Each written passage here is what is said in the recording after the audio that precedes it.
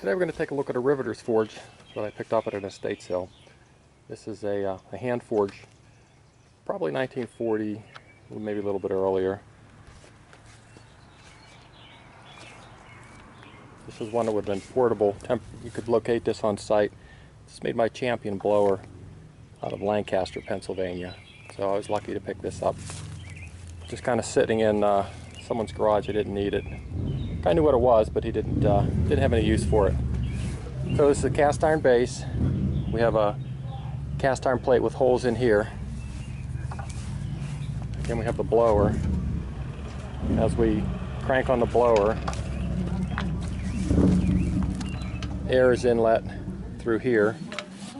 You can actually see if I stop this, you can see the impeller bringing the air in, and then the discharge is through here.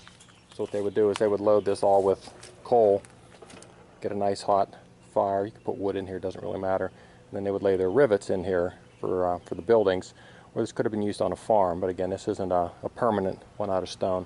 So what we're going to do is I coated this with paint, so I didn't want this to rust. We're going to actually what's called clay this. So we're going to mix it's going to be a mixture of clay, which the clay I have is out of a river bank. So it's nothing store-bought, no fire clay, no bentonite, nothing expensive. This is all DIY. So I'm just going to take 2 parts play sand, 1 part clay. Going to mix that together. Then I'm going to go ahead and I'm going to line this. I'm going to let it dry for a little bit.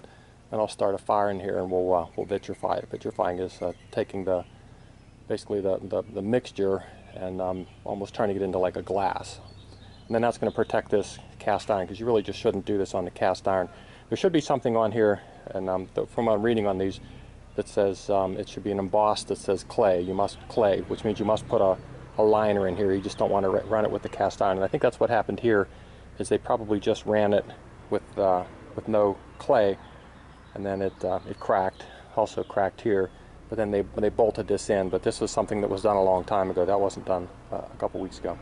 So it's all painted. We're gonna let the paint dry. I have the clay sorted. Not that you need to see it, but I'll go ahead and I'll show you how I mix that up.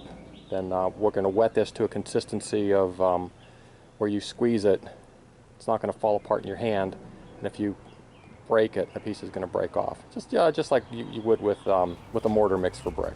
Thank you.